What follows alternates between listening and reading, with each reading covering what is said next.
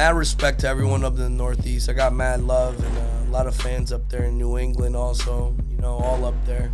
Rhode Island, everybody in that fucking place. They love me and I love them back, man. Yeah, let's talk about that. Yeah. So, Episode 151 of dude. Pedro Lima, Kermit Gonzalez, and with us, very special guest. Very special. I'm very excited for this guy. Fucking upcoming fight on Game Bread MMA. Yes.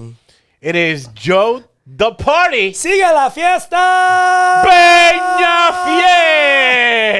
You guys getting my dick hard. I'm a humble guy, bro. Like my everyday. Nah, fuck that. We're shit is changing humble. that shit. I know. How the fuck are you gonna be the party and be humble? When's the party start? The party starts usually At weigh-in when weigh-in. you start fucking wrecking you shit. Already know. You already know. Listen, I was telling Kermit Pedro knows this. me. I'm different from my everyday to day. That's what I was telling you about this guy. When I watch him on, the feeds and everything, I'm like, who is that? Yeah. It's when does that switch happen? That switch is like, it's always there, man. It's always there. Like I don't take any type of disrespect in and outside like of the cage. I almost started a riot down at Tony's at Winter Garden. Shout out Tony's. Shout out Liquor Store, Tony. downtown Winter Garden, baby, Plant Street. Everyone knows my name down on that shit. Yeah, I almost fought some random guy, but he's a nice guy. I think his family said sorry the next day. His brother is for not killing him. Yeah. Thank you for not. Thank you for keeping my father's eye socket in his head. My fighting thing and like it comes from like wrestling, like pro wrestling maybe, and like just like wrestling in general, amateur wrestling. So your origins came from what, Joe? Let's start. Were you born in the States or you were born in? I was born in Ecuador in what's called Guayaquil. Shout out Guayaquil. Guayaquil. Don Omar made a song about it. It's the party place down. They call it the Pearl of the Pacific. A couple things get done down there. Right now we're fighting narco terrorism. Okay. The Mexican cartels have gotten into, through Colombia and a couple other places, have gotten into Ecuador and really influenced enough for the prisons and stuff to start revolting and a lot of shit. But history repeats itself. Like I told you earlier, I'm a history buff, and if you know history, that shit never works. From Pablo Escobar to everybody that tries to be tough. It always falls. It always falls, bro. And that's not even, like, people get, like, nostalgic. It's cool. I love fucking watching Narcos and stuff. But when you live it and you have your family living in, that shit's not cool when motherfuckers are bombing gasoline stations. You know what I mean? They'll park a car at a gas station and have a bomb in there. And then, obviously, once the car blows up, everything's going to blow up around it. You're killing innocent people. And then the price of life isn't really as what we think about it in the States. We live in a really really polished life up here, I feel like, which is cool too, man. I'm an American, you know what I mean? I feel like an American, but I love Ecuador. I love my people. Like I said, hopefully one day I hope South America, the infrastructure of the government and everything. But it's really hard, man. It's like a lot of corrupt motherfuckers are just taking money. We had a president that he can't even come back to the country, but he doesn't need to come back to the country. He stole a bunch of money. Yeah, he's in Sweden. His name is Correa. I think Rafael Correa, another fucking corrupt guy. But who gives a fuck, right? It's blue collar crime, whatever they call it. So wait, how long were you in Ecuador for? I was in Ecuador for about, I think, like 2 years before my family made the jump to Miami. Okay, so we landed in Miami. So you grew up in Miami. I grew up in Miami, which is weird because me and Jorge, I think, went to the same elementary school. Get the fuck. Yeah. You and Jorge Masvidal? Yeah, but like different ages, right? Yeah. I'm like 38 this year. I don't know how old Jorge is. He's probably close to my age too. Maybe he's like 40. That's wild. And now here we are. Full circle. So March, let me ask you this. 2nd. So did you do in high school? You graduated high school, or was high school like a kind of like? No, I was like a perfect A student. And okay. Unlike these fucking stupid guys, Right. I have fucking. Shout out to the stupid guys. Hey. Yeah, yeah, man. No, I don't knock people, but I've always been. I was glad enough that my mom was actually really, really, really smart. My dad's really smart too. But my mom's side of the family, I have a judge. I have a lot of people that high level of education and basically they're just really smart, man. A lot of women, like my aunt, all my aunts have daughters. They're just very educated. Are you the only boy? I'm like the first boy from like one of the aunts to have a boy. Like, what about in your family? No, there's other boys, but there's not many. Like, out of the sisters, my mom has like 6 sisters. And of all the sisters, there's only like me, my brother, and like one other guy that's their brother. Like, everyone else is girls, and they've done really well in their life through education, and that's always been implemented in me. When I was a kid, I would go home, and I would be done with homework in like 5 minutes, and then my mom would give me like an hour extra of homework because I was such. You were into the studies. I wasn't into the studies. She would make me, or else she'd have an old system where I used to have my hands on the table, and if I didn't do any homework, or I didn't do shit right, she'd hit me in my hands with a ruler or some shit. Oh, shit. Old school That's the origin of bare knuckle fighting for you. Yeah. So were you in wrestling in school? Did you do wrestling in school? What sports were you in school? I want to know your journey. Like, how the fuck do you go from a student to where you're at now? Fucking, let's bare knuckle MMA shit. So I've always fought since I was a kid. Since I was smaller.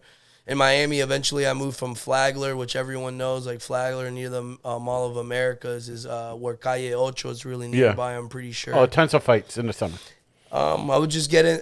Even at that point, I wouldn't even get into too many fights, but I was exposed to lots of like gang violence and shit back then. Damn, in the dude. early 90s. So you're fighting people just getting your ass whooped by an honor student. That's gotta be the worst. Yeah, dude. Usually I get beat up by somebody. Knock them out and put the report card in their chest. Do better in school. I think Miami's in like New York in a way where you have so many people that like, I don't know, it becomes like a very like what's that called, like crab in the bucket shit. Everyone's fighting for the top, and you guys get pulled right back down. And like being an egotistical maniac, Hispanic, fucking coming from a dad with a big ego. My dad still has a crazy. So you were the problem. Yeah, I like anyone says anything to me, anything. Hi. Anything. Fuck, square up, I was like, where motherfucker. he's from, Nicaragua? I'm fucking him up. I hate Alarg. I love Alexis Arguello. I love to fucking get that on my little. But his grades are up. That's all that mattered.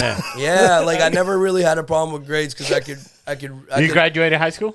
Yeah, I could read and write Spanish since I was like 5, so that really helped with like the whole English and understanding all that. And then after that, it became really really easy. I'm really good at languages. I went to a school for a magnet school down there for French. So it's like a bunch of shit because there's a lot of Haitians I know how to whoop there. your ass in 3 different languages. Yeah, and Portuguese I love speaking a little bit. I don't know it too much. Motherfucker goes to the French bakery right next to the restaurant and just. I've talked shit to Oui, motherfucker. Russian, you know, Privyet, Russia. Dude, that's So, any sports in high school? Just wrestling. Wrestling. I fell in love with wrestling. I used to do cross country from like about 10 to 12 years old. I met a coach at Gotham Middle School. He's still alive. His name is Kevin Whitaker. He used to pick up random. It sounds fucking creepy. Yeah. But this guy didn't touch anyone. He wasn't a fucking pick up pedophile.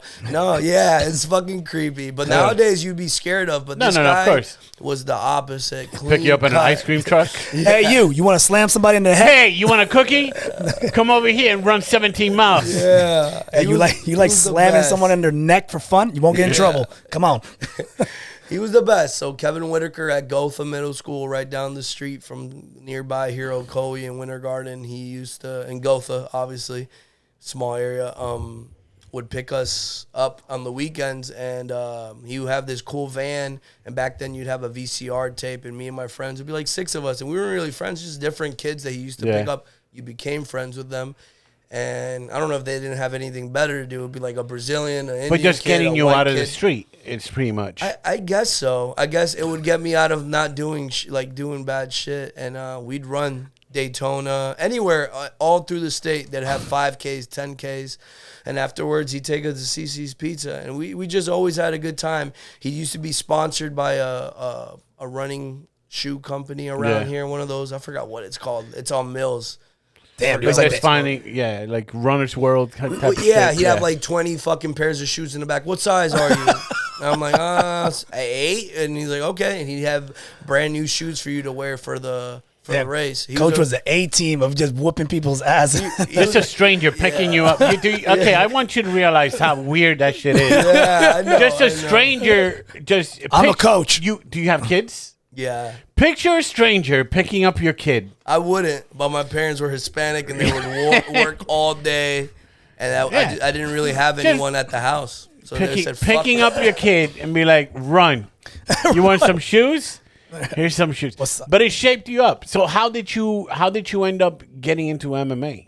So that was middle school, and then like we got to high school, and around that time I was having a lot of trouble because I was kind of rebelling. I remember with like the whole idea of like college, like being a good kid, kind of like before I got to high school. Because I mean college and all that, like that was already like instilled in my head. Like that's easy money. Like you have to be a retard not to be able to do shit like that.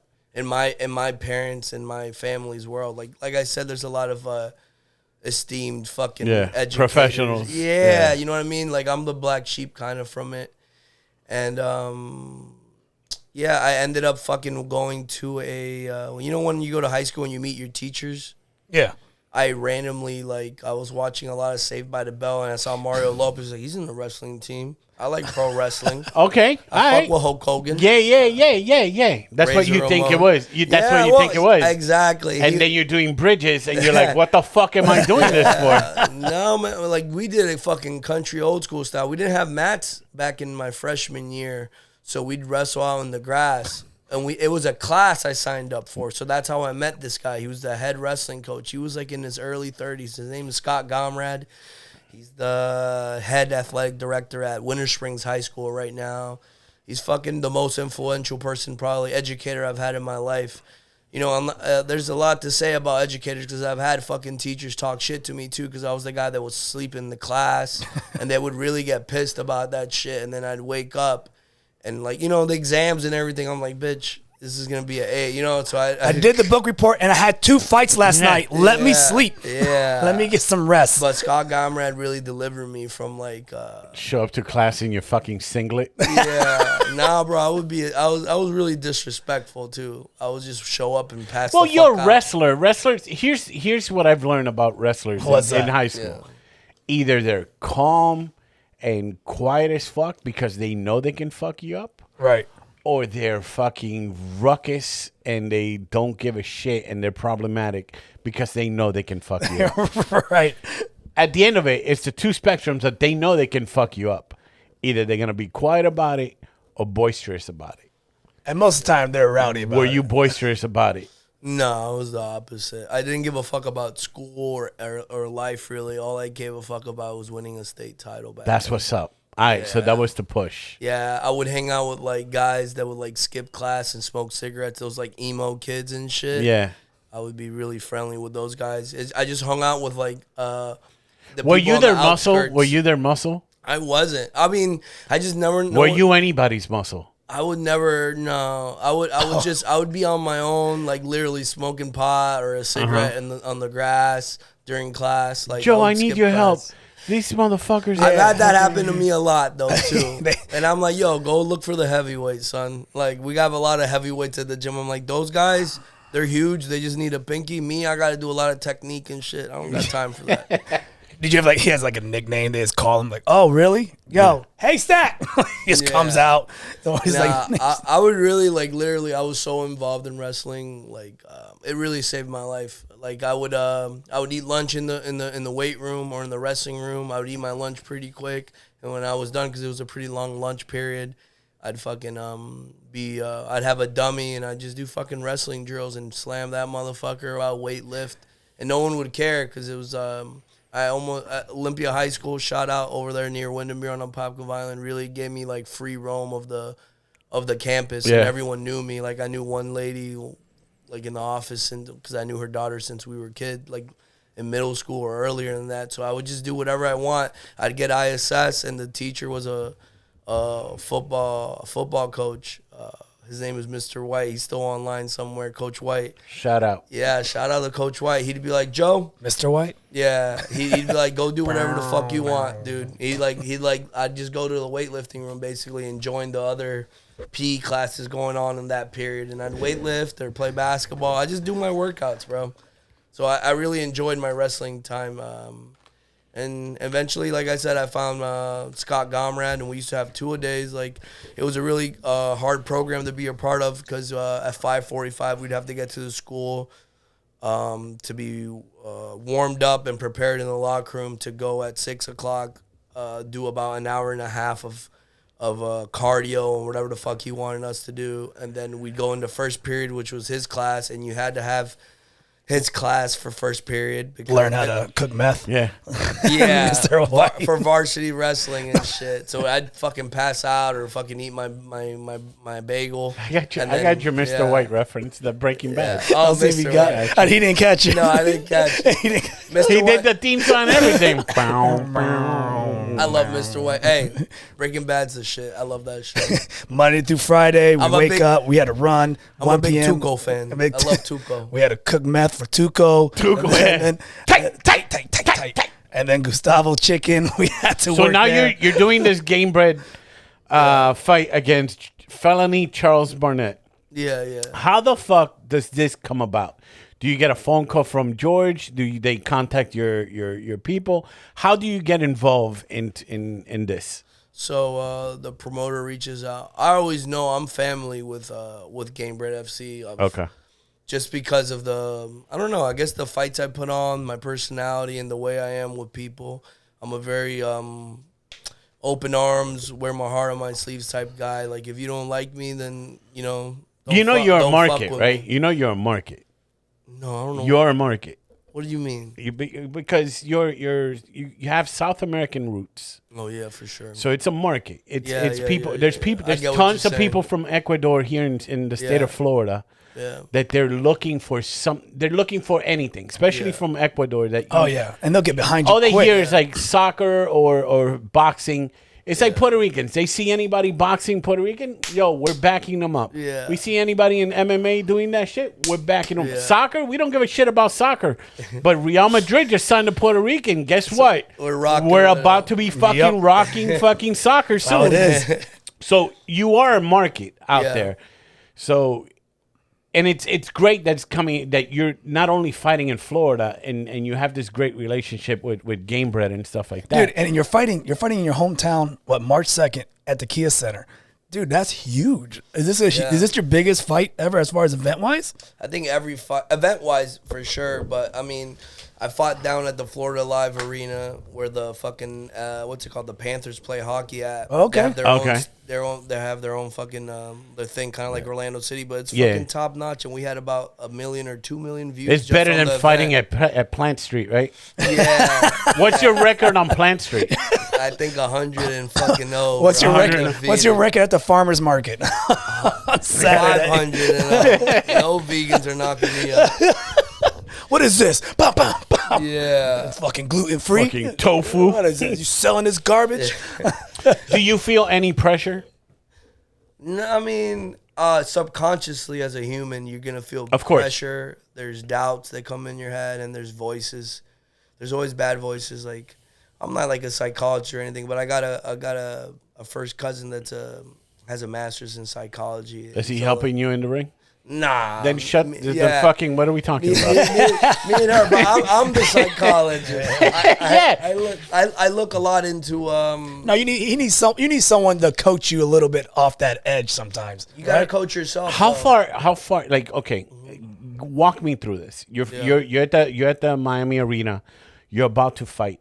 I know that switch is already off, but that second that they knock on the door, you're next.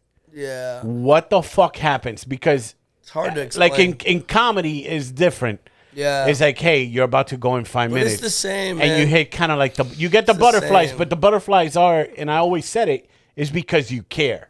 Yeah. It's not that you're afraid, it's because you care. Yeah. So do you get something like that? Are you thinking about fucking? It's the same, but fortunately, like I said, like a lot of guys had to learn that through fight experience. I hadn't. I've had like over like 1,000 wrestling matches since I was a kid. Mm-hmm. Before I even got into MMA, in big venues with the crowd screaming, in small venues with 2 goats watching me, and my dad and another Puerto Rican guy screaming for his son. Yeah. So I've been there before. I've done that.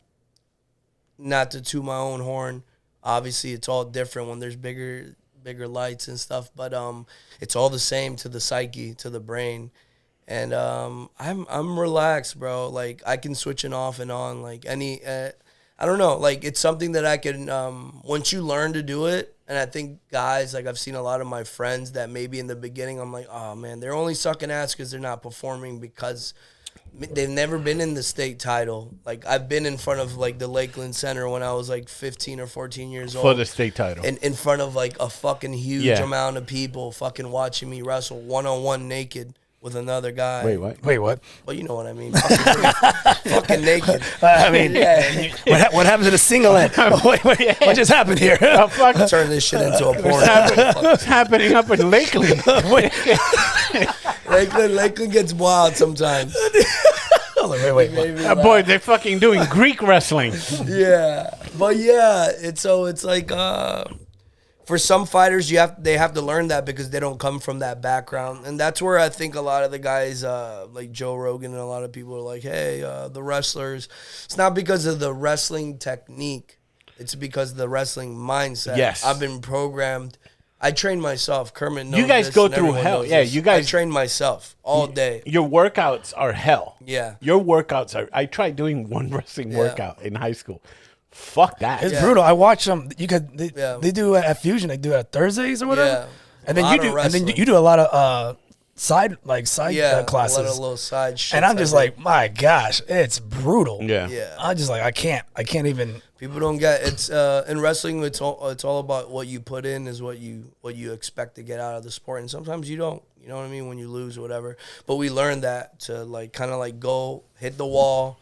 And go through the wall and hit it again and lose and fail and say, you know what, fuck that bullshit. I'm going to keep, you keep your pride and you keep your head up and you're like, fuck it, I'm going to keep grinding, moving my feet. I'm going to keep running my miles. I'm going to keep doing my warm-up. I'm going to keep working on my footwork. I'm going to keep lifting weights and doing my boxing training and doing everything I do. And then I'm going to push harder and harder. And when you fail, you just got to like relocate yourself, get your mind centered and keep going at it. It's the people that don't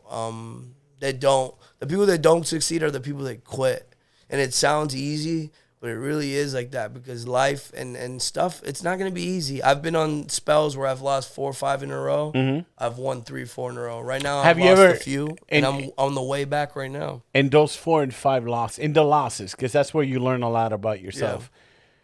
Yeah. At any point, where you're like, what the fuck am I doing? No. If there's any self-doubt, then it's over. I think so, I guess, in a way, but it's it's reflecting into your for lack of a better word, like legacy of okay, this is the amount of time I have on this planet. What the fuck am I doing? I think there's a certain point where people gotta fucking I'm fighting with 2 goats next to me. Yeah. And my father's betting on a rooster over there. What the fuck am I doing? That's when it's over. And I think a lot of people have these weird ideas where like they're crazy. Humans get. I think what people get fucked up is like they'll go and like I want to be an NBA player. You're 5'5", you're fucking fat. You're not gonna be. You're 38. You're not gonna get into this college. You're not gonna go in the NBA. You should do motivational speaking at LA Fitnesses around the world. At all the esportas where they have a basketball court. I should bring you. Hey guys, I got Joe at the party. Penafiel gonna talk to you guys. Yeah. Hey, you're fat. You're not gonna make it to NBA. Slow the fuck down. Yeah, it's about having these realistic goals to you. Realistic. But also being delusional at the same time. Once you find your groove, like you guys love comedy, I would dive deep into that shit. And when I dive deep into that shit, I'm gonna the same way I do fighting and I did wrestling. I look up. All I do is watch fights. Not to say that like I'm a crazy person. I try not to, but I watch certain techniques and certain fighters. I'll watch obscure shit because I'm that type of guy. I'm not gonna watch. I'm gonna watch Mike Tyson. I go watch Mike McCallum. Willie Pep, Pernell Whitaker, what's his name? My guy, Macho.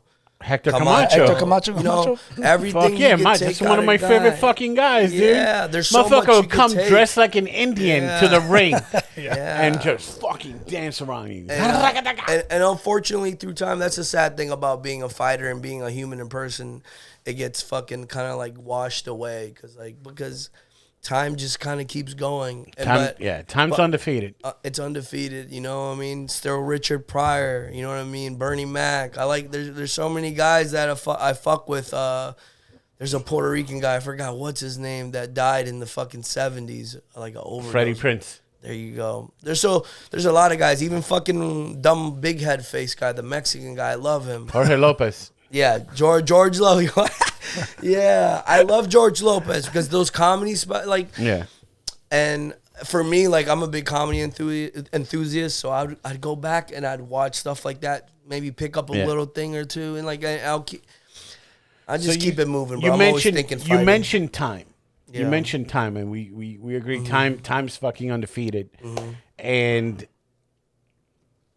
the pinnacle of this, sadly, the pinnacle of this sporting event is UFC. Yeah, Gamebred is brand new. Yeah, I don't want to be in the UFC. Do you feel Gamebred is like a fresh breath of air that gives you like a little, kind of like, I'm focusing 100% on Gamebred. This is where I'm at. Basically, I'm focused on Gamebred, but I'm focused on myself. In the words of my buddy Mike Perry, which I think a lot of people get a lot of Solar Salesman of the Year. Yeah, he gets a lot of slack and stuff because all these fucking how do I put it? These intellectuals, these people that think they're smart, because they're smart. I think I'm smart, but I'm humble, and I know there's tons of people way smarter than me. Like these people that know different equations and shit like that. Don't point at yourself. Okay. Yeah. But my dog Mike is really he knows about fighting, and fighting, you just gotta worry about yourself and do you. Yeah. You know, man. I made myself a champion, and at the same time that I would love to be in the UFC and get that limelight, I also understand it's a business. It is. I don't want to get paid $3,000 or $5,000 for a 3-fight contract in the beginning and see if I can make it through the 3 fights before they cut me, and then have them regulate and say when I'm going to fight, pick when I'm going to fight, pick who I'm going to fight, influence who I'm going to fight, and pressure me into situations like the public might not know, maybe the general public, but from Aljamain Sterling to everyone that said stuff a little bit, like you hear it. It's like, I'm not stupid. I'm not in that You don't want to be controlled. No, I'm not in that age range. Completely, I'm not a 21 or a 22-year-old. I'd rather go with Jorge. He pays me very well, very handsomely. Right. I'm still able to do everything I want to do in life, take my kids out to go eat whenever I feel like it, pay my car notes, pay everything for my wife and me. And I love that more than being a UFC fighter. I'm going to make my own shit. And I'm going to become famous this year. Explain this for people that don't know this about Gamebred. How is it different from UFC, and how is it different from bare knuckle? Yeah, I was just about to ask you that. Yeah, like what's the difference? Because like there's a couple fights in there. They kind of have like different ranges sometimes in Gamebred, right? No, are they all the Gamebred is all MMA, but without gloves. So everything you see in the UFC and Bellator or PFL without gloves. Without gloves. Just without gloves. They tape your hands to up to your knuckles, basically. So they tape your wrist and half of your hand until your knuckles are exposed, and then you just rock out there. Same rules? Same rules. Okay, so no like crazy like kneeing when your hands are on the ground. So bare knuckle. I wish they did that. Yeah. So bare knuckle boxing, but MMA style. Yes. Kicks, MMA rules, everything. What about the knee? Weird. What about knees on kneed opponents? Is that no? So the same thing, like UFC. Same thing. UFC rules. UFC rules. American rules. So the UFC has Pride was fucking crazy. Yeah. You know that, Joe. Yeah. Internationally is what they call. I guess they call it unified MMA rules, whatever the fuck it's called. It's unified some shit, and that's what globally everyone expects. It's what the UFC has. You can't knee a downed opponent. Certain things you have to have your hands down. Certain little things that you know what I mean, but it's all relative. At the same time, it's all a fight. But in Gamebred, bare knuckle, I think the most exciting thing about it is the finishes. People are gonna get hurt because we don't have fucking gloves on, and people get fucked up, including myself. Yes. And the fight's over when it's over because there's no fucking Kermit gloves. has a fun name for bare knuckle fighting. Yeah, I call it microwave fighting. Dude, because there's a guarantee that someone's face is gonna blow up. Deep, deep, deep. Boom, boom. Someone's getting fucked up, man. That's the one thing, and then it makes also jiu-jitsu a lot easier. which I think a lot of people don't notice either, because you don't have fucking gloves getting in the fucking way. It's jiu-jitsu. The gloves are slippery though. Yeah, it's slippery, but you don't got the gloves. Once the rear naked choke, like you, in MMA, the problem is you'll get someone's back, and I've been there, and he's just able to hold on to your gloves. There's a big surface. Sorry, got you. But there's a big surface on the gloves, so the motherfucker, you just be here. I never even thought about that. And I'll put my fingers inside of the whatever I can feel inside of the leather, whatever the fuck it is, and then you have a lot of leverage there. Just hold. You just hold, and the guy can hold you the round's over. But in bare knuckle MMA, there is no gloves. There's the wraps. There's the wraps, right? But there's nothing there. It's like he said, it's sweaty, but you know, in no-gi, once you catch something and you're really trying to finish it, and the guy's stuck in it, he's fucked. He's gonna get fucked. Dude, that's wild. And then bare knuckle fighting, the one that Mike Perry's in, that's just straight up boxing, but with no gloves. Oh, no gloves. Okay. Yeah, boxing rules, no gloves. Mike is fantastic in that, dude. I think he's the best, and I think he's really just the way he sells himself, his reputation carries with him and stuff like that. So a pioneer in showing what I think what eventually people are gonna do is like get out of the UFC market. I'm not saying the UFC is bad.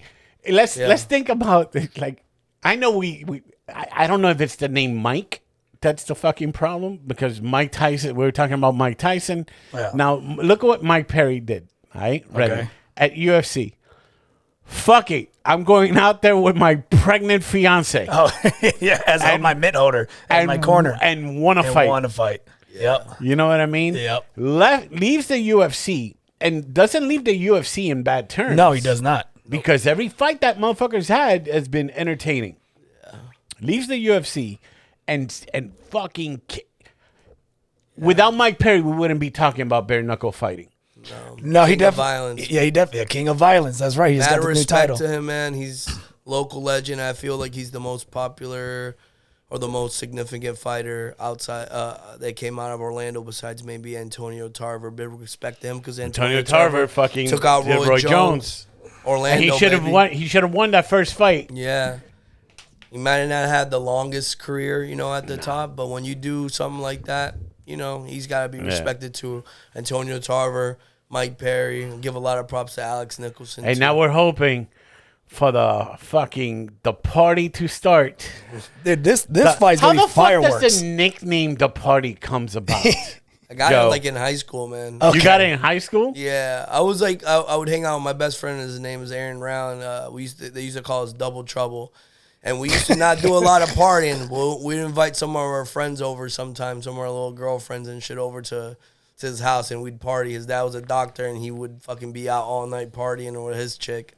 So we'd have a house. Yeah. In a neighborhood called Balmoral off of Apopka Island. If you know that area, these are $1 million homes, like 2-story, fountains in the front, and we'd have a good time. And sometimes it was just dumb fucking jockey shit. Like we'd take a bunch of fucking Goldschlager and Jägermeister shots and do push-up contests. Oh. But yeah, that's I was fun. a fucking idiot. I was a fucking crazy I already guy. threw up in my mouth just thinking about that. Like, whoa. Now I do you're like at that fucking, age. Yeah, I do keg stands and fucking do like, I'm like, this guy's going for like 20 minutes. I was a fucking idiot. But yeah, I'd go by the party, and it just always went with the last name, P&P, so... And now we got the fight. Which is gonna be fireworks with you guys at the press, because I think fucking Crazy Horse is boring. I think he's he's awesome, but I feel his trash talk. He doesn't really look to trash talk. He looks to this dude to has not won since 2016. Yeah, it's been a while. But that's the thing about fighting. You never know what could happen, and I'm not the type of guy to ever. I'm working hard, bro. I'm already in shape. I've told like my wife and my friends, it's like I can fight today, tomorrow, and the night before, just because I don't stop training. A lot of these fighters are fake, man. A lot of the guys, and and it gets frustrating too. Like I know that my friends at the gym, even sometimes they'll only get to fight once, twice, 3 times a year. Bitch, I fought 7 times last year alone, including the bare knuckle. And you broke your hand on one. What the hand situation? I broke my hand when I fought John Duma. He's he owns like the Combat FC belt. He owns a couple titles up in the Northeast, for some prestigious places. But I broke my hand that fight in a 5-round title fight for Cage Science. Shout out to Michael Pulver. If it's not for Jorge and Dean Toole, Michael Pulver is the best promoter ever in the United States. He's the shit. Treats me well. Treats me like family. Are you undefeated at Cage Titans? I'm undefeated there in New England. He's a fly up in New England. Pick a fight with people in New England and fly back home. And then park your car in the Boston Yard, motherfucker. I love to eat their fucking shrimp, and they got good play. I know everywhere. You saw the party? Yeah. You saw the party now? Yeah. A lot of Dominicans. Shout out to the Dominicans out there. A lot of Dominicanos. And New England? Yeah, dude. There's a big community. The Portuguese, really? the Brazilians are out there. How the hell do they migrate up there? I don't know. It's cold.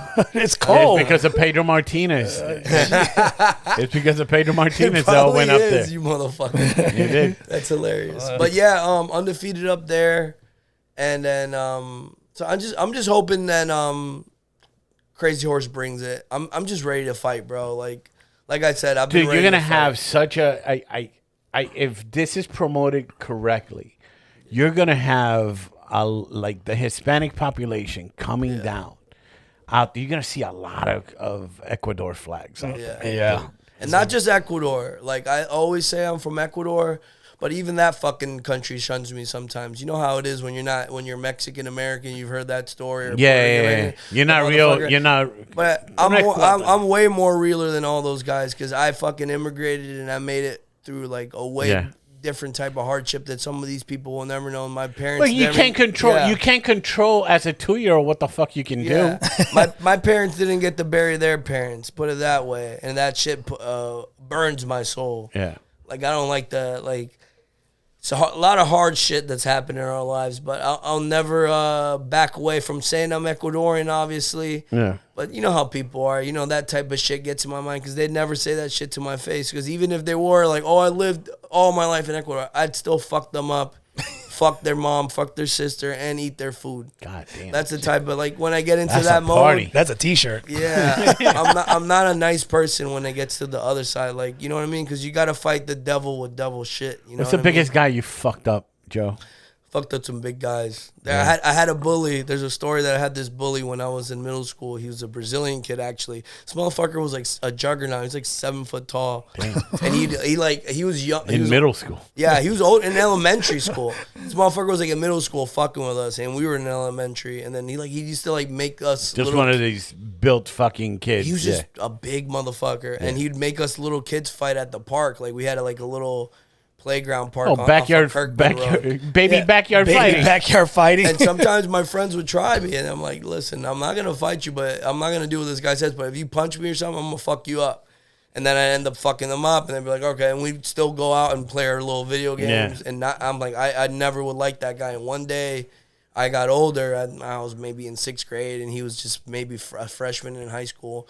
And he was talking shit, and then he had enough of it. I had enough of it, and we were at a clubhouse off of Kirkman Road. I forgot what it's called. I don't even remember, but he had me like in a little shit ass. JJ Whispers. Yeah, I fuck with JJ Whispers. We fought at JJ Whispers, and then we went and had Babalu's barbecue. No, but he had me in like one of those shitty ass headlocks guillotines, and I picked them up. I remember it took me like 20 minutes to figure out what to do. I wasn't in jiu-jitsu or wrestling. I thought you were going to say 20 minutes to pick him up. I was like, hey, man. I would have given up a minute, too. Bro, no, literally, it was like a fucking 20-minute fight. I never gave up. And then eventually I fucking picked them up, slammed them onto a fucking, a glass coffee table or something. And then the cops came and people came. 20-minute ran.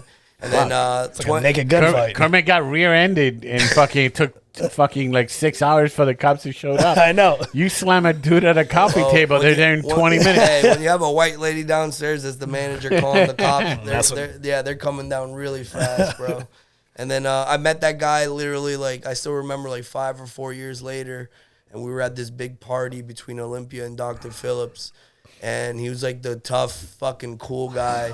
And we were at the door at the party, me and my 2 nerd friends. Like I said, I didn't hang out with a lot of cool people, but everyone knew me, kind of. You know what I mean? Yeah. And when I got to the door, I was like, oh, fuck, this is a Dr. Phillips high party. I don't know anyone here.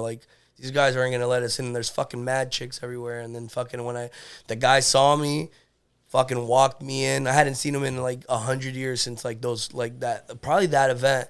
walked me in and fucking took me to the keg room, got me and my friends beers, and told that's everyone amazing. We were cool. Ain't it weird? It was like a fucking movie. I was like, ain't it weird? You get into a fight with a dude. You get into a fight with a dude, and then there's that mutual respect. Yeah. I think I was telling you the fight that I got in college. Years later, I'm at the club and I see the guy at the other end of the bar, and I send him a drink. Mm-hmm. I just go like this, just left it like that, and the next thing we bump into each other in the street, and we're fucking dapping. We just fucking. I got kicked out of college from fighting this motherfucker. As a man, I think society fucking. We get put into these boxes where we have to act accordingly, but at the same time, like that fucking mutual combat. Like sometimes, guys, I think we need to get out that physical aggression against each other, because once that's over, then we can kind of like surpass that and be like, you know what. Like, what else are you gonna do? Stab him? I don't want to. I don't want to go to jail or prison. Yeah. I don't want to really kill the guy. But it's over. It's over. But that happens all the time. I feel like some of my best friends I've gotten from fighting. Yeah. So what'd you call it? So your training camp right now. You're not train. You don't start really cutting weight or anything till like what? 2 weeks out? 3 weeks out? No, unfortunately, all these fucking fights I've been having to go up to like 140, which is not. Oh, you're going up in weight. Yeah, so I really don't have to worry about weight class. I weigh about like 152 pounds usually. Like when I'm in shape, I'm like 148, 147 when I wake up in the morning. Like right now, probably almost a little smaller. So, but the weight shit doesn't matter to me. Whoever they give to me. Crazy Horse is a big name. I wasn't going to say no to that. And I know that the styles and like I said, the way he's crazy and I'm retarded. Is it Crazy Horse or fucking Felony? Well, he changed it. By Felony, but I'll call him whatever I want. Yeah, you call him whatever. You call him fucking 2016. Yeah. I might have to bring you to the fucking conference. Yeah. Because all I'm going to do is get pissed off and slap him and say weird shit from pro wrestling. Here's use a yellow dog. Yeah. Use a yellow dog, Charles Barnett. That shit's I was watching some Dusty Rhodes shit the other night. He's the best, man. I'll write some fucking shit talking for you if you want. I'll do a breakdown of things that have happened since the last time Charles Barnett won. You do it, I'll shout you out and I'll fucking. Oh fuck, it's happening. Shout out to my rider. Nah, dude. All you gotta say is nah, dude. Shout out to nah, dude, for writing this. Pedro's gonna give you a script like you're roasting him at a show. Yeah. Yeah, fights are fun like that. Like I said, I took the fight more than anything because of the, this is a legend in the sport in a way. He's got over like 90 fights or whatever the fuck he has. Yeah. And it is what it is, I'm on a losing streak right now, even though all my fights are fucking fight of the night. Now, I was going to say, every fight you have done, no one can ever look at your fight and go, well, that was boring. Yeah. No one can say that about your fights. And for you just saying that, and that's what I like. That's what I strive for and what I live for. Like, I'm never going to take the easy route in a fight. A lot of these guys will take the easy route. A lot of my opponents, a lot of my teammates, a lot of people that I don't like, will take the easy route. That's great. They know you're a party. Yeah, they know you're gonna. I just don't want to be remembered like that. I don't want to have any. I want like Michael Jordan would say it. Like he would play every motherfucking game, every fucking night. Because I don't want to have that kid or that person that's like, oh, who the fuck is this? I'll go see this fucking fight, whatever this party. Yeah. And then, well, maybe they don't even know I'm on the card, but I want to know when you fucking leave, they remember the party. And that's what I've done in every state and every place I've gone to. From Idaho to Oklahoma, I fought Georgia, Atlantic City. What's your favorite? North Carolina, what's your favorite place to fight? Any casino. And Indian casino or just regular casino? I like regular casinos. I like some white people shit. Like I like the fucking. Is there a big difference? You want to hear that? Ding ding ding ding ding ding. I like the restaurants nearby. All the fucking big. Big lights. Yeah, no, bro. I love my favorite casino. My favorite place to go to is Biloxi. Not for nothing. Oh my god, dude! I've been in that casino. Biloxi, like it's like Vegas, a little Vegas. It's on, yeah. So it's just Vegas. Anything around Biloxi, it's casino.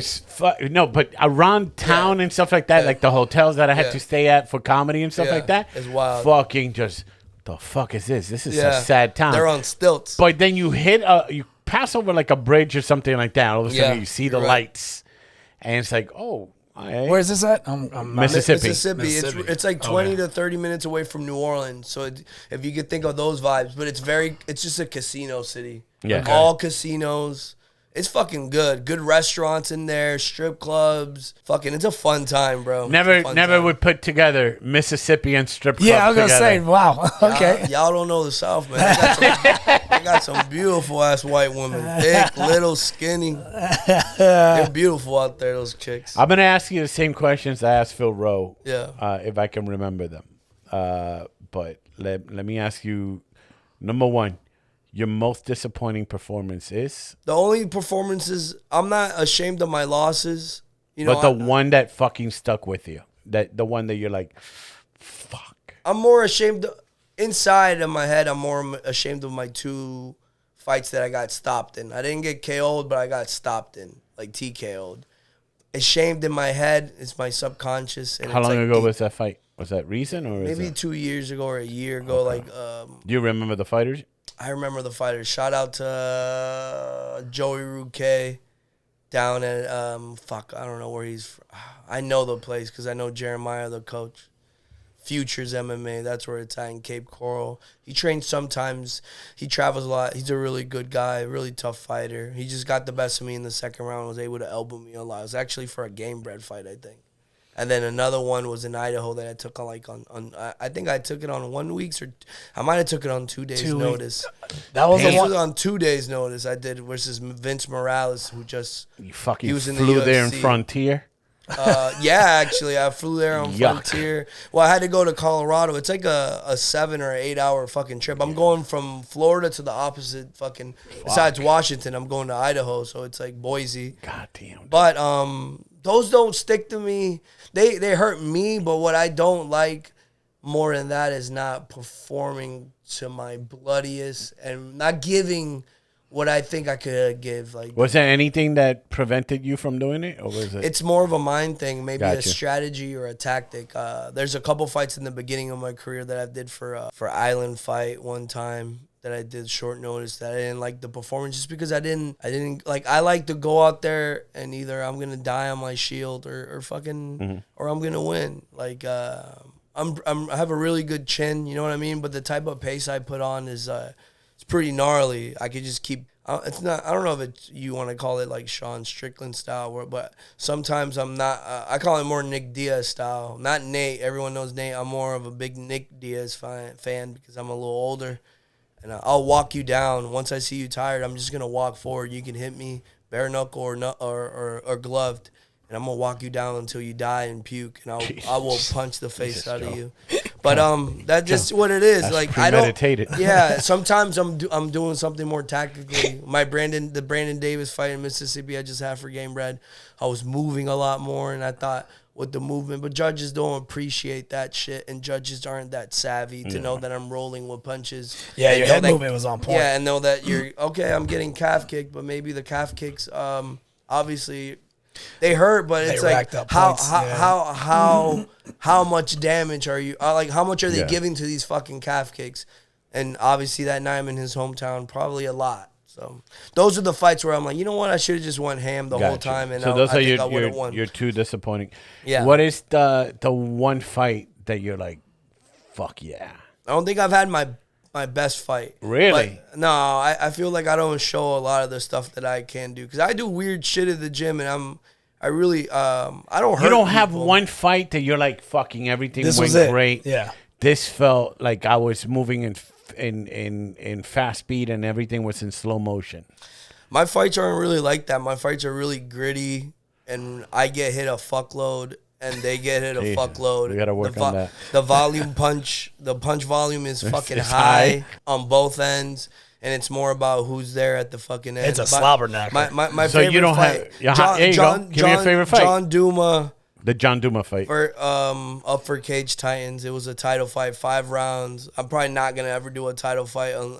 They could do a title fight, but only for 3 rounds, unless they're paying me more. It's just a lot of fucking a lot of damage. But it's 5 rounds. Look it up on YouTube. John Duma, Joe Penafiel. It's got a couple views. People don't like. That's the thing. Game Bread. Shout out to Jorge and Dean Toole. Jorge Masvidal. I love you, buddy. It just gave me such a platform. Like my fight with Erwin Rivera. that's my second favorite fight. If you want to watch me, John Duma versus Cage Titans, and then Erwin Rivera for Gamebred FC.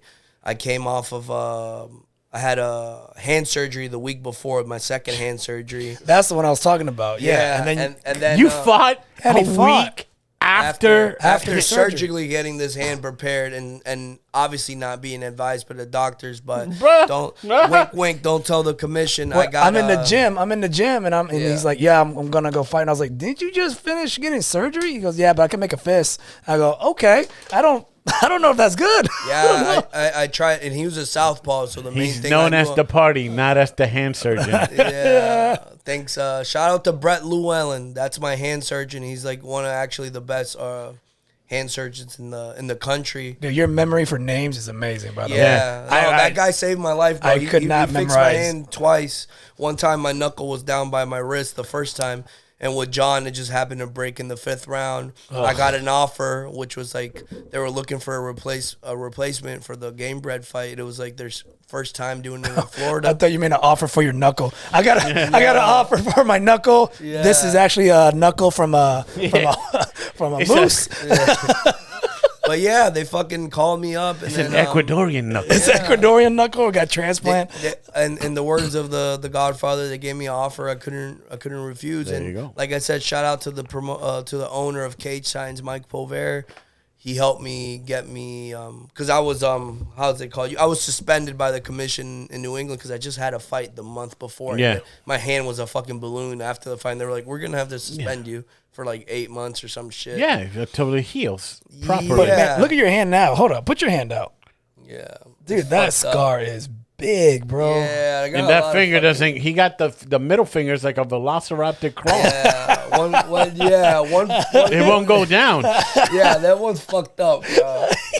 That's how he wakes everybody up. I have so much metal and cage around my hand though, like it literally never hurts. This left hand's more of a pussy, and this one I have had a finger dislocated on it during the first round of a fight one time, and I popped it back in. That was for CES in Orlando versus Damone Blackshear, who's in the UFC right now. Joe, before the curtain closes, yeah, what's the one fight you want? Golden ticket fight I want. Any fighter. I want any. Nah, I don't want to fight anybody. I really don't give a fuck about the fighters. I want to fight anyone that makes me money. Any YouTube guy, Instagram star, TikTok person. I'm small. I'm light. I'm old. So you don't have a particular name on your bucket list? No, man. Like, I appreciate all the fighters. No celebrity. I like to fight, bro. And that's at the end of the day. Like, there's certain people that are athletes, like they say. And yes, I'm an athlete. I come from that, but I come from more of a fighter background where I'm ready to fight at any time, any sign of disrespect, anything like that. But I just love the fight. I love being I love being tired to the point where it's fatigue and I'm bleeding and maybe it's going the wrong way for a moment. And I love to be able to get that guy to a point where he breaks. Yeah. And then they fall, like I love being in that. I don't like being the guy that's just winning. I've never had that in my career. All my fights have been against guys either right now in the UFC, because I don't fight guys in their 40s. This is the first guy I'm fighting that's that old. Everybody else is like in their early 20s in the UFC, PFL, whatever the fuck. So if I would say a guy that I'd love to watch the fight, like I love the fight, maybe like in a dream matchup, not because I want to fight them. Yeah, no disrespect. It's just it's your dream fight. It'd have to be like some guy like Manny Pacquiao, or like I said, I'd have to go old school. Like if I could get bigger, I'd love to fight like James Toney or some shit. God damn, dude! You know how many fucking enchiladas you gotta eat? Yeah. But I like those are the guys. I respect them a lot, but like I said, aesthetically, I'm like, I love to fucking go in there and throw down with those guys. Yeah. Big names, you know what I mean? But in reality, I want to fight anybody, any dumbass guy that has a lot of clout, followers, and shout out to dumbass guys, millions of fucking dollars. Hey, Matt Rife, what are you doing this? Yeah, I love Matt Rife. You're like, whatever, I'll fight him, and he can hit on moms on the stage. Hot moms, baby, whatever the fuck he does. Joe, so you're in a fight the switch is on, how long does it take for it to be off? Automatically. As soon as the fight's over? Automatically, man. I have a lot of respect for everyone. You're good to hang out after the fight? I'm good to hang out with. After the fight, I usually look for a big meal. It's hard to eat like most fighters. Sometimes maybe heavyweights are different. Ooh, what's the meal? What's the meal? Anything. No. What's the meal? Yeah, you gotta have. If I could get a meal, I'd get a meal from my home. You're in game-bred fucking fighting, Joe. No. Give him. Tell Jorge. He's making it sound like he give doesn't him. have options. Give him your fucking writer. Yo, this is what I want as my post meal. Yes. Make it happen. I mean, otherwise, you're gonna get fucking Kia Center stale pretzels and 7 hot dogs like Kermit ended up with. No, I'm not even kidding. Like usually, I look for a steakhouse or something like that. Okay, so it doesn't have to be like some crazy shit. It sounds cliche, but I love a good steak. Okay. You know, garlic, mashed potatoes, asparagus, garlic, normal shit. Potatoes, if not a nice fucking. What's that place we went to? Masvidal, fucking steak, medium rare, medium rare. Garlic, mashed potatoes, some asparagus. Spinach, too. I forgot what. Spinach, too. Don't fuck that out. Spinach, too. We want that after his win. After the win. Oh, cream of spinach. That's how I like it. Oh, shit. Creamy. Yeah. Get it together. And not from a fucking can. Yeah. I want a Mexican lady actually churning this fucking I want cream. her sweating on that shit. But yeah, steakhouses, all that shit. But more than anything, I like to eat my fucking anything. I like to eat everything. I'm a fatty, but I like my mom's cooking, man. And fortunately, she's still alive. She lives in Orlando, so what's Ecuadorian food? Ecuadorian food's very similar to anything you've seen from Colombia or Peru or everything. Ceviche and stuff like that. Oh, ceviche stuff? Okay. Yeah, but a la misma vez, we have our own culture and gastronomy, whatever the fuck you say that word. I don't even know. Kermit doesn't even know. I don't know. I don't even know the word you're gastronomic. I don't even know what that is. Food. Oh. Del estómago. Yeah. Gastronomia. But yeah, fucking my favorite meal probably people know, and like all my friends, I've cooked it for them. It's a chicken stew called seco. Shout out to JP.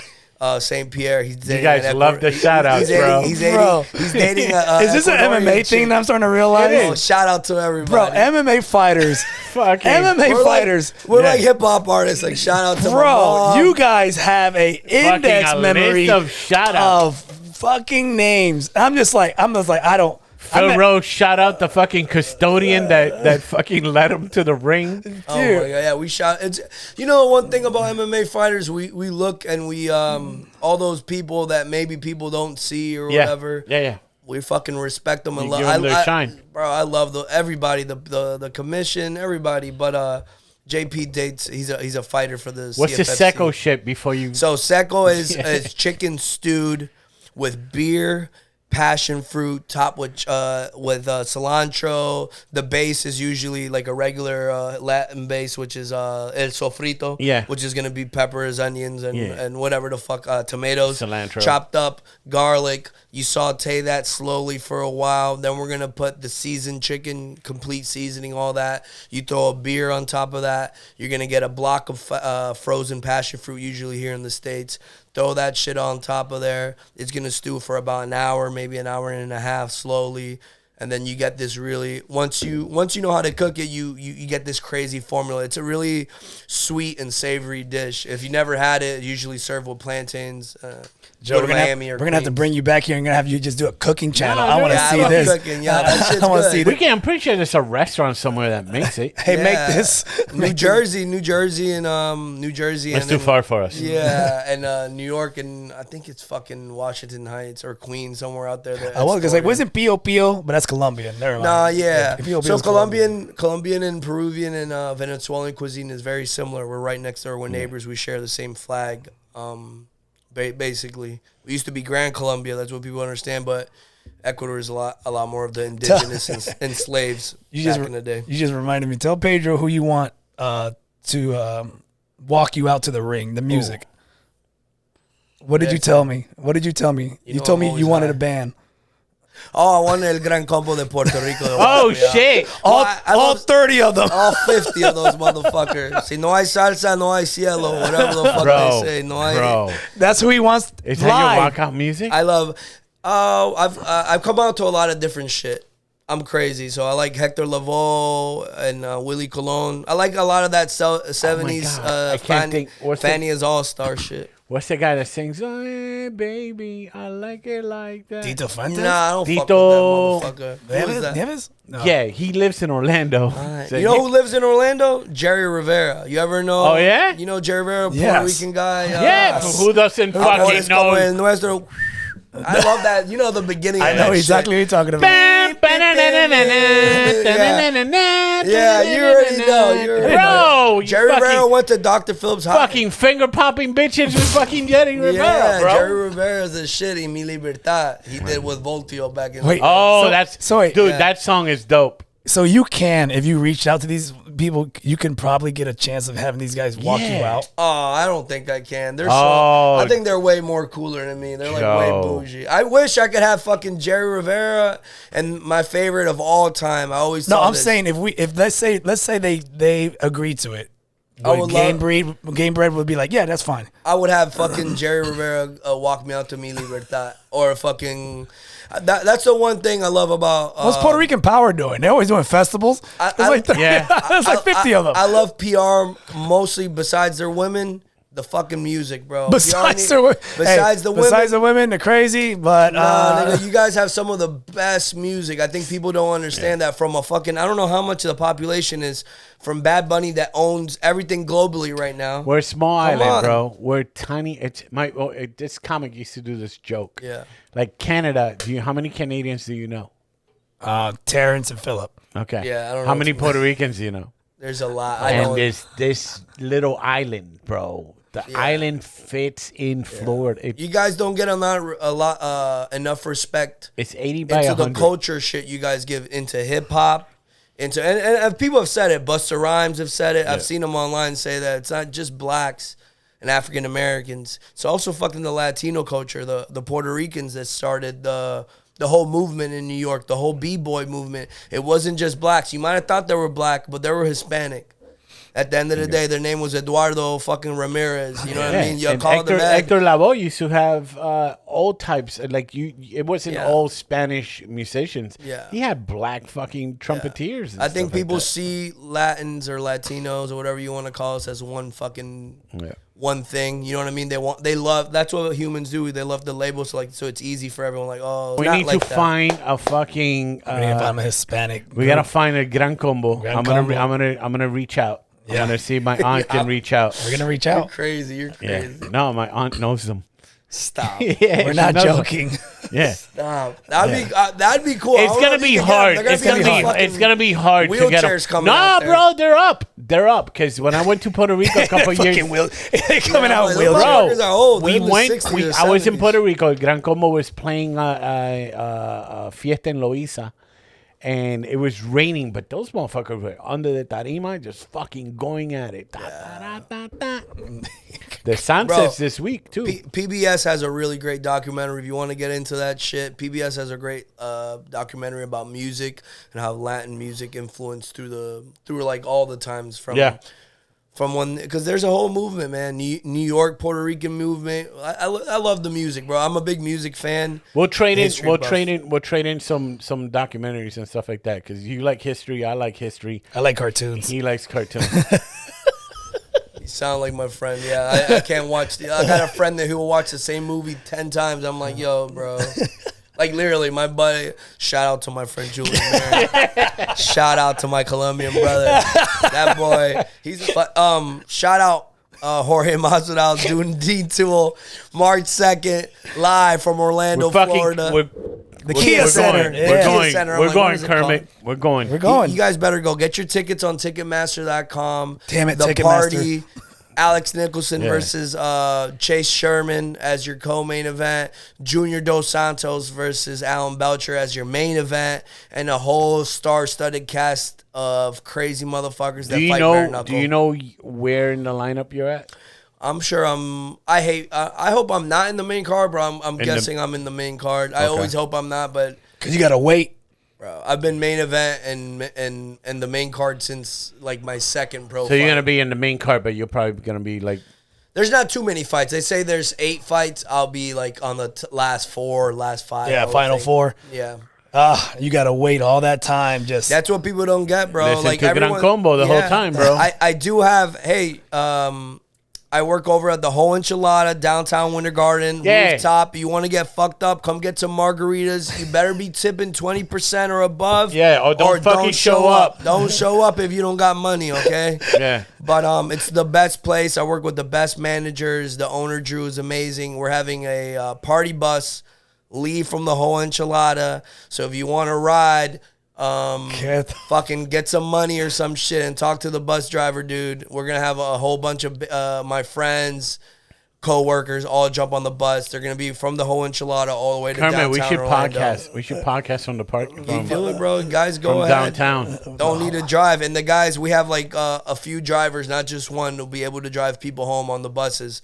So that's from wild. Apopka, fucking wherever you're gonna be at. Now that's a party. Yeah, you guys will have your DD if you need be, but you guys have to pay your shit, dog. I can't pay for all that motherfucking shit. Get your fucking tickets, Ticketmaster.com.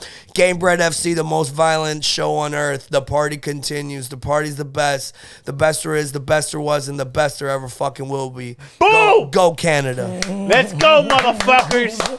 Joe the Party Penafiel, everybody. Thank you guys so much for having This has been episode 151 of Nah Dude. What a great check us out on Spotify, on YouTube. Check out Joe, you social? Joey Starnuts on Instagram or Joe Penafiel, just like how you see it on on my we'll Facebook have it right here. Make me work. Right. All right, there. No worries. I love all you guys. Thanks so much, Kermit, Pedro, for having me. Nah, brother. Anytime, bro. You guys Thank are you. amazing and supporting. Best of luck, and we will see you. We will see you March 2nd. Yeah. If Jorge can hook us up with tickets, we also would appreciate that. Let's but go, if Jorge. not, we'll cough up some money. Ian, set that shit up, dog. All right, guys. All right, Papa. Later. Peace.